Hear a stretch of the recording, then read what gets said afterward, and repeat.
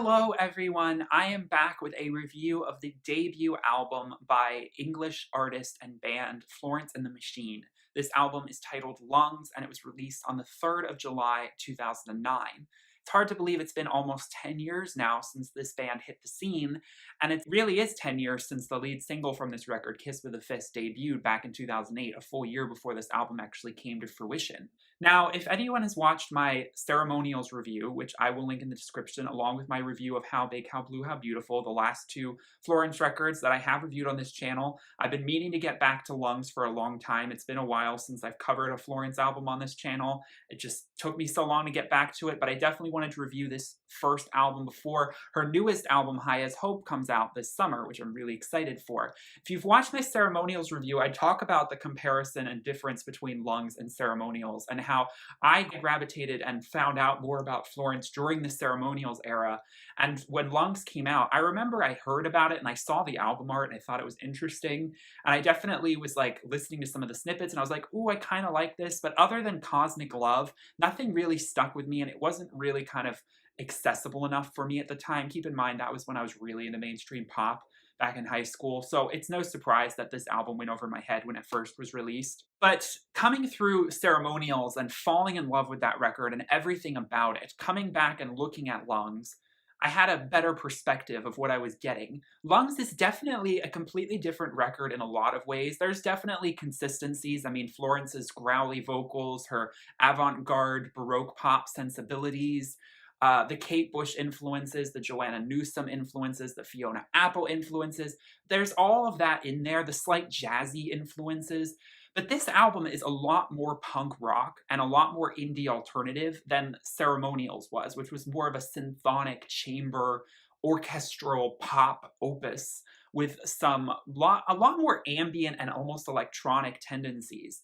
Lungs is a lot more live instrument based, even though she always is incorporating a band sound. Don't get me wrong, it's not like she ever goes full EDM, though she does have remixes of her songs that are very EDM, that sweep the airwaves. Lungs is a lot more raw and a lot more bitter, and I think a little bit more jaded. This album comes across as a lot more kind of like an art piece and an experiment. This was, you know, a new kind of scene for her, and it was a new experimental thing. I mean, the album art, I think, sets the tone for it beautifully. It's very classical and elegant, and yet at the same time, the colors are darker and kind of brooding. It's not necessarily like all flowers and sunshine, even though certain songs feel very much like Rabbit Heart, for example. They feel very sunny, even if they're, you know, even if there's a darker subtext. I definitely love the sort of English aspects that this album has. Like, Rabbit Heart feels so English. It feels like a picnic in Hyde Park or something, with, you know, the way her accent comes through on some of the vocals and the innocence. You know, she's a lot younger when many of these songs were written. She talks about these songs being written from like a 5-year period where full of guilt, full of heartache, full of almost post-teenage roller coaster of emotion kind type things. And in some ways, this album is a lot more relationship heavy. There's not as many grand metaphors or allusions to like ancient Greece or to, you know, classical paintings. There aren't so many of those allusions. This album definitely feels a little bit more girl next door, kind of just composing, you know, alternative rock songs that will just get out some of this angst and bitter feeling that they might have been feeling. There's a lot of jaded personality. This album is pretty dark. It's pretty raspy. It's accessible and not accessible at the same time, because it's interesting how the lead single, Dog Days Are Over, the first song on this record, really took off and really was everywhere in the airwaves right around after this album was released. And it's sort of like with Of Monsters and Men with Little Talks. Like, I get this song is good, but I think it's quite overrated. And I think even Florence herself, I know she loves the song, she still performs it all the time. I love the sentiment behind it. You know, the time for jubilance and energy is here. The time of sleeping around and waiting for things to happen is over. The dog days are over. I love that title. I love that idea. But the song, which is very rhythmic, very percussive, lots of tambourines, it feels quite very indie. But it definitely has pop sensibilities, and I see why this song, I mean, I love the intro, that beautiful harp that just sits there and lets you seep into the sound, and it's light, and then it carries the heaviness beautifully that counterbalances the harp and the melody line. I think it's brilliant, but the song just, with repeated listens, I don't find it to be like as interesting. I mean, the lyrics, like happiness hit her like a train on a track. That lyric hit me like a train on a track. I was like, this is brilliant. Like, you know, talking about how life can seem so dull and all in a minute, all in an instant. Everything could change for you, and suddenly you're feeling so elated and so full of joy, and you couldn't imagine all this energy that was actually pent up inside of you.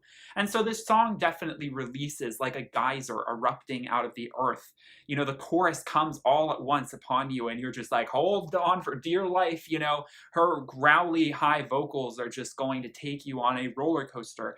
And that's what this album does, and it certainly does not let up. I gotta let my cat out, by the way. I was thinking I need to feature Butter on this channel.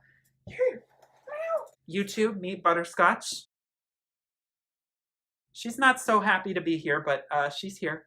So, I've been wanting to get her in a video for some time now, so that worked out. She wanted out of the room. So Dog Days definitely sets the tone, and it definitely gives that amped up energy that can definitely fill stadiums really well. That's what reminds you that this is such a band sounding album, and such a band sounding band. Doesn't make much sense. I'm not great with words sometimes, but the truth is that they are made to amp you up. They do have some of the pop sensibilities of them, is that they're not just a slow jamming kind of group. They're all about high energy, and the vocals are just meant to carry that emotion. They're not meant to be perfect, similar to artists like Björk or Kate Bush, which she has cited as huge influences. Rabbit Heart Raise It Up is another highlight song for me on this record. Again, it starts out so shimmery and so ephemeral, and I love that, and then it pounds right into the percussive beat-driven melody, and it really carries that angsty earnestness very beautifully over across the melody line. I find the song, like I said, I love how her English accent comes out, you know, in certain lyrics like shiny and new.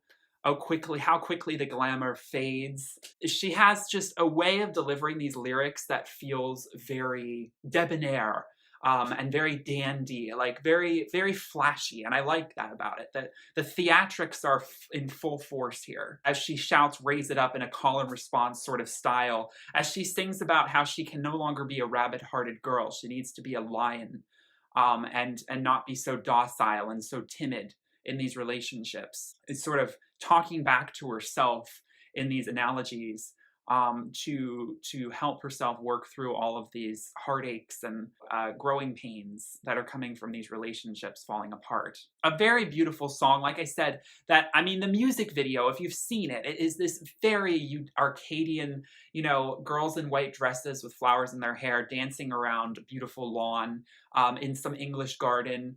And then Florence herself is being lifted up, I believe, at one point, like she's in a coffin, and it's just like this very Shakespearean, you know, Midsummer's Night Dreams type setting, which I think fits the, you know, the red-haired sort of Celtic princess vibe that you get from a lot of Florence and her persona that she projects into these songs, giving it a medieval edge or a Edwardian or Victorian edge, and feeling very classic England, and I like that about it a lot. I'm Not Calling You a Liar strips everything back, gets a little bit more minimalist, just her and a little bit more of a jazzy sensibility on the piano, and with the harp accompanying. You know, the one thing I will say, I mean, I give Lungs some flack for not being my favorite record of hers. It does have the most usage of an actual harpist on any of her records, which is something that I do wish she'd bring back some more in her later works. She has it still somewhat on ceremonials. She almost doesn't have the harp at all on How Big, How Blue, How Beautiful, and even though I love that album, I do wish the harp was featured more, and I'm hoping on Highest Hope that the harp makes a little bit more of a reappearance, because the harp is used so gorgeously on so many of these songs, in place of a guitar most of the time, which I think is a beautiful substitute, even though there still are a lot of guitars. But I'm Not Calling You a Liar sort of, it kind of drunkenly floats through the melody line. A lot of these songs, they have strong melodies that you can recall, but they do feel a little bit like they're being sung by someone who's a little bit tipsy. because she definitely kind of sways into the rhythm. She doesn't always hit on a time signature that you would expect, and she's just sort of like a little bit unbridled in her delivery, and I like that about these songs. They do feel like she's had a little bit too much to drink, and if you've watched Florence's interviews, she talks about how she has a propensity to get really drunk and how that can be a great creative boost for her, but is also a terrible thing because it turns her life into a mess. And so I think a lot of these songs, you know, were written at a time where she was going to festivals and she was getting really drunk, and you know, she was just sort of in this vibe, and that kind of carries into the melody line and construction of some of these songs. And so the sultry, jazzy vibe of "I'm not calling you a liar, just don't lie to me. Oh, I'm just saying, you know, like make sure you're honest. I'm not saying that you're not, but you know, you weren't to me, so just check yourself there." It comes through. Howl, on the other hand, I think Howl is definitely the fourth song on this record, is definitely signaling the Florence that is to come on Ceremonials. It's not a highlight track for me just because I think it gets a little bit lost in the melody line. It starts to get a little bit over layered, I think, and her voice, maybe it's not reaching enough, like in certain directions. It just feels a little stagnant. I still think it's an important emotional delivery of a song for her. I don't find it as memorable melody wise and instrumentation wise, which is always what I'm listening for. But Howl is sort of speaking to that almost more witchy, darker, you know, angst that she taps into so much more on later records. So we have Kiss with a Fist, which honestly now feels almost like it was made by a completely different band. There were a lot of songs that were recorded for this record that were never released. And this was one of the earlier songs, and of course it was the first song they ever actually put out as a band 10 years ago now. And it's, you know, it's a short song. It's this indie alternative punk rock song, and it's cute, it's witty, but it's not much more than that. It doesn't carry a lot of dimensionality. But you know, the Lily Allen sort of aesthetic that it has, it reminds me a lot of Lily Allen, and there's nothing wrong with that. I'm not the hugest Lily Allen fan, but it definitely makes that comparison. And because the song is so short, I just feel like there's not really a lot to sink your teeth into on it, and it kind of just feels like an outlier on this record, especially now that it's been released so long before this record was released. It's like, oh well, we still should have to put this song on the album, even though this song was made long before the actual album came to fruition and it sort of doesn't fit anymore. We're still going to include it because we're putting out an album, and like it was the first single we put out. So that's where Kiss with a Fist kind of feels. Girl with One Eye. This is probably one of the most bitter songs that she has recorded. This is one of the most direct and jaded. Girl with One Eye, get your filthy fingers out of my pie. And let me talk about that slow, drunken delivery again. She really takes her time on this song. She really lets herself just sit with it, and you can just visually see her slouched in a chair, kind of just like trying to get back at a girl for, you know, cheating on with her partner, you know, on her, and trying to poke fun and literally give her a warning at the same time that, like, if you mess with me one more time, like, I'm gonna end you. Don't mess with Florence. You know, she will come for you with all of her witchy cruelty and all of her ethereal power. No, this song doesn't feel like that, but it definitely feels like someone who has just discovered their husband's been cheating, and they feel like they blame more the girl than the guy. So their partner, it could be their husband, and so they're deciding to directly speak to this person and say, this girl, telling her what's really going on. There's this one part towards the end where she says, it's not gonna hurt, and she stutters on that lyric, I think intentionally, to sort of emphasize the pain that she's feeling, in the way she delivers some of these lyrics. I mean, the way she delivers that is so hurt and full of pain, and she lingers on it intentionally to sort of pour salt on the wound, to sort of like turn the knife into the flesh just a little bit more, so that it's not quick pain. It's like this song is slow and it's meant to inflict pain. I don't know. That's just how I get it. It's fun though. It's a bit jazzy. It's a bit soulful in parts, and it has elements of swing music in there, but it's definitely Not necessarily a genre that I like look to Florence for. It's just, again, this album is different from her later stuff. Drumming song. Now this picks up again after Dog Days. We have another very rhythmic percussive song, drumming song, another song that's great for getting a crowd amped up. If anyone is familiar with Doctor Who, this is really obscure, but there is a Doctor Who episode where I remember I heard this song around when I was watching Doctor Who, and there was this episode where they talk about there's a drumming in their head and they keep hearing it in their head. This is like back when David Tennant was the Doctor. I think it was with Martha Jones. Remember? Oh my God, this is like 10 years ago, Doctor Who.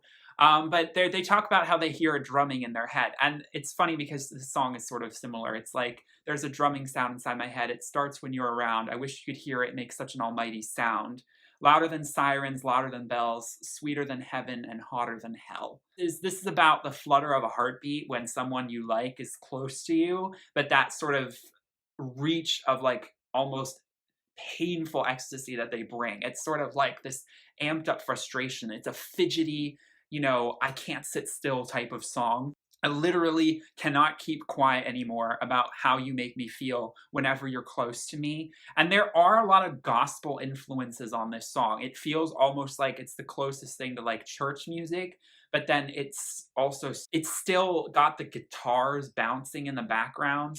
And the rhythm, which just gives it, yeah, it gives it all of the flavors of music that she's serving on this record kind of mingled into one song. And I do love that line, sweeter than heaven and hotter than hell. And she really belts that out the top of her lungs to get the point across. Between Two Lungs, this is a song that sort of conceptually ties in the actual album Lungs itself. Speaking about, a space between two lungs, this could be related to the heart, even though the heart is technically not really physically between your lungs. It's actually behind one of them. It would be nicer if everything was more symmetrical, but the heart is not directly in the center of your body. I love the album artwork. It was designed by one of her art school friends to make this necklace with lungs literally sitting where they would be on the body.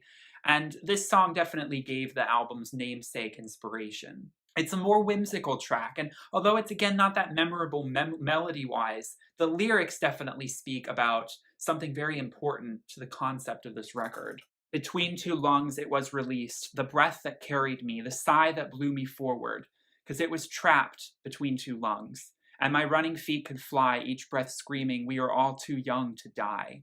I think this song is a lot about the need for her to release music, the sort of voice inside of her that lifts her up when she's feeling at her worst. She references we are too young to die. Maybe there's some suicidal thoughts that she's had to deal with at points in her life, and that voice that is coming from her central nerve, so to speak, that energizing, heart space between two lungs, that is what's propelling her forward and what's caused her to finally release music to the world. Obviously, the lungs are a very powerful tool for a singer, but they're also for anyone because we need them to live and to breathe. But, the air that fills them up and then is released through breath and through song and through speaking, symbolically is very important. And so this song is paying homage to that need to get something off your chest. Cosmic Love, the beautiful effervescent song on this record that just sweeps you away. It's just a flying song. It really lifts you up. The stars, the moon, they have all been blown out. You left me in the dark. No dawn, no day. I'm always in this twilight, in the shadow of your heart. And then in the dark, I can hear your heartbeat. I tried to find the sound, but then it stopped and I was in the darkness. So darkness I became. Very, dark lyrics that counterbalance the sort of more shimmery and light production. But I think that sort of gothic edge to it is necessary because it is speaking about something that is at the same time so uplifting, but coming from such a dark place. An ecstatic sort of esoteric kind of love. A cosmic love, as she sings about. I think the title basically summarizes the feeling perfectly. The music video has her in these Christmas lights. Definitely light is an illumination is a theme that she's trying to get across here. Electricity, a power that is just coming from somewhere untapped within us, and this sort of energetic release. I took the stars from our eyes and then I made a map and knew that somehow I could find my way back. Then I heard your heart beating, you were in the darkness too, so I stayed in the darkness with you. It's almost like I sacrificed my own salvation to help lift you up. I figured that that was the best way that I could save you, was to be in the darkness with you and to feel that, and then hopefully lift you up in doing so, so that you could see the light of the stars again and not be in the darkness. The end fade out with the harp is just so orgasmically beautiful. I love that end fade out with the harp. My Boy Builds Coffins. This is a very dark song, both sonically and definitely in terms of subtext. Literally talking about death. My boy being basically like death itself. He builds coffins. He'll build one for me, and he's going to build one for you too at some point. The way she analogizes death, he doesn't build ships. He has no use for sails. He doesn't make tables, dressers, or chairs. He can't carve a whistle because he just doesn't care. Like, death doesn't have any time for all that stupid, frivolous stuff. My boy builds coffins for the rich and the poor. Kings and queens have all knocked on his door. Beggars and liars, gypsies and thieves, they all come to him because he's so eager to please. He just wants to satisfy your wish of becoming dead and in a coffin. He builds coffins, he makes them all day, but it's not just for work and it isn't for play. He's made one for himself, one for me too. One of these days he'll make one for you. Dark stuff. This is like really like I'm in love with death and I'm accepting it. I think that these songs are made to sort of help process the idea of mortality, the anxiety that it causes within us, and also to kind of poke fun at the idea of death at the same time. It's very clever. It's very well written. I think the lyrics, it's brilliant. Just, it takes a certain perspective that really, I think, shows just how wise Florence is, and also Isabella Summers, who is her lyricist that she also works with as well, and collaborates with. They have a really good knack for using analogy and metaphor and allegory to talk about things in a very witty and yet at the same time poignant way. Hurricane Drunk. Oh my gosh. Now, this is definitely a song depicting a lifestyle that I think Florence, even to this day, still struggles with. This sort of whirlwind that is her free time, where she spends way too much time with alcohol. This song is a pop song that definitely feels like it has elements of other pop acts that could be included or named. I mean, it's definitely a memorable tune, but it's just a whirlwind, and I love that about it. You can't save me out now. I'm in the grip of a hurricane. I'm gonna blow myself away. I'm going out. I'm gonna drink myself to death. And in the crowd, I see you as someone else. I brace myself because I know it's going to hurt, but I like to think at least things can't get any worse. So it's that jaded, bitter sort of, well, what's the worst that can happen? I hit rock bottom, so I'm just going to get drunk as anything, and I'm just going to forget about all my problems, lose all my inhibitions. It's a very Amy Winehouse sort of stick it to the boyfriend, stick it to the girlfriend, stick it to everyone who's played you dirty, and just celebrate alcohol and celebrate going out and having a so bad it's good kind of time, like I'm not going to remember any of this and I don't care. And so in some ways it's a bit gothic, because it is like, it's almost like being in love with destroying yourself. It's in love with that self-destructive nature that is bad, but you can't get enough of and you're addicted to it. And you can hear that in the way she belts out this song. It's not necessarily telling everyone it's the funnest time in the world and that they should be doing it. It's a bit cautionary. You can hear it in her delivery. No hope, don't want shelter, no calm, nothing to keep me from the storm, and you can't hold me down because I belong to the hurricane.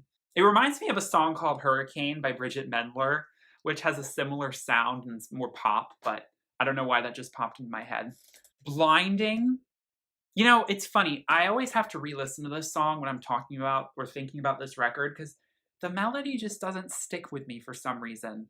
Blinding, I never can remember what it sounds like. And I'll be honest, I haven't listened to it that much, which I guess says something about the sonic elements of the song, is that it's not that interesting to me. Lyrically, it's very strong, but I do think that sonically it gets a little drowned out in itself. Seems that I have been held in some dreaming state, a tourist in the waking world, never quite awake. No kiss, no gentle word could wake me from this slumber until I realized that it was you who held me under. Felt it in my fist, in my feet, in the hollows of my eyelids. I'm remembering the melody now. Shaking through my skull, through my spine, and down through my ribs. No more dreaming of the dead as if death itself was undone. No more calling like a crow for a boy for a body in the garden. No more dreaming like a girl so in love with the wrong world. Taking off the blindfolds. This song is ominous. This song, if I, it's propulsive and it is dark. And it's speaking about, you know, shaking off the cobwebs and realizing the sort of dark place that you've been in all this time.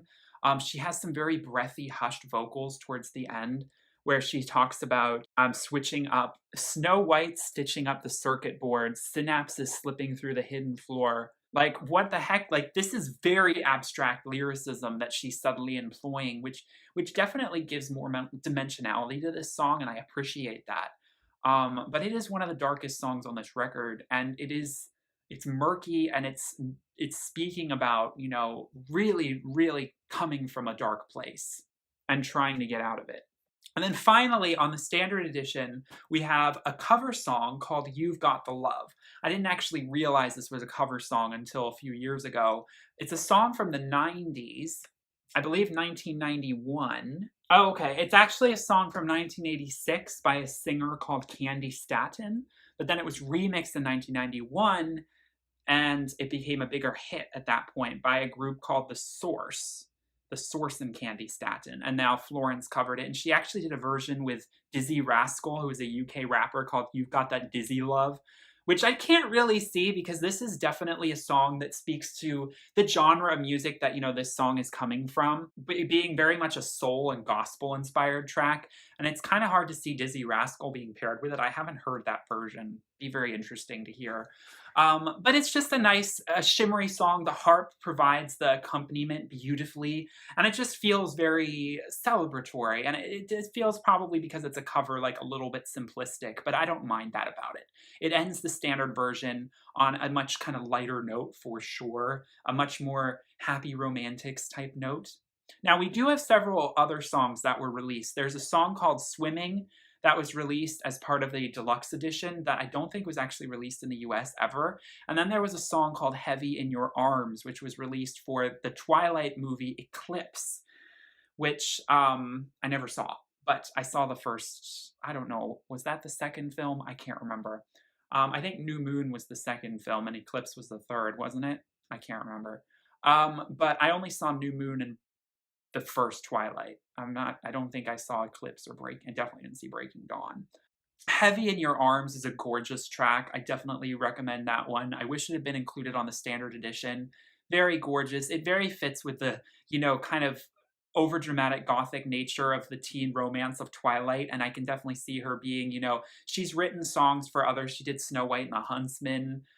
She has these sort of overdramatic songs, and they're very beautiful. So Heavy in Your Arms is definitely a highlight, as well as Swimming. I wish, you know, she's always got bonus tracks, but overall, this album, Lungs, it's unique, and I find it interesting, but it's not an album I spend a lot of time with. You know, Ceremonials is just this experience, and I love listening to it start to finish. How Big, How Blue, How Beautiful is like a cult classic for me now. I mean, that album literally gives me chills, and it has so much emotional power over me. And I'm sure, and I hope High as Hope will as well. Lungs, just, I don't know, there's something that doesn't quite grab me so much about Lungs. It almost feels like it was released by a different person, but that's the beautiful thing. I mean, all her records are very different, and I like that she doesn't repeat herself too much, even though, like I said, there are through lines. So overall, a beautiful experimental Baroque pop record. I like that it's avant-garde. I like that it's trend-setting and different, but at the same time, it doesn't have so much of the memorable emotional melodies that I look to on other records. Only a few songs that really, really stand out for me. But again, I really appreciate the songwriting. I really appreciate the heartfelt delivery that she gives. But some of it might just be a little bit too much like about surface level relationships, which is not a bad thing, but it just feels like Florence always writes, even if she is writing about a breakup, in so much more of a grandiose and epic poetic manner that some of these songs come off as a little bit juvenile in terms of songwriting. But I mean, it was her first record. Give her a break. Some of these songs might have been written when she was actually only like 18, 19 years old. So, you know, you're gonna mature as you progress. And her and Isabella Summers, you can hear they're childhood friends. You know, they've been working together for a long time. They're the same age. They're progressing in their, you know, in their scope and in their prose and in their poetry. It's getting more rich and more textured. So, you know, Lungs, it has those great anthems that you want to stomp out and sing at the top of your lungs. It's definitely got some great party songs. And it definitely has its sullen, dark moments. So overall, I think Lungs is a very good start album for her, but it's my least favorite if we had to judge albums. But I hate doing that, you know. So they're all amazing, and it's way like heads above lots of, you know, generic pop music that comes out, you know, from contemporaries. So I hope you guys enjoyed this review. I hope you don't think I was too hard on Lungs. I know some Florence fans are like, Lungs is the best. And I'm like, I mean, everyone's going to think different albums are the best. And it really depends about what spoke to you and when you were. If I had been around when Lungs had come out, maybe I would view it differently. But I don't have, you know, that imprint on it because I heard it after the fact and I don't know. So anyway, let me know in the comments what you think about this record and fill me in on any of the stories that are influencing these things because there's always, you know, her lyrics are very influenced by different interesting stories, either in her life or in fiction or in writing, artwork. So there's lots to dissect. I hope you guys enjoyed this review. Again, check out my ceremonials and How Blue have beautiful reviews, as well as my reviews of the new songs Hunger and Sky Full of Song. I will link those in the description. I hope you guys have a wonderful, blessed day. Thank you so much for watching. Peace, love, and light. Bye.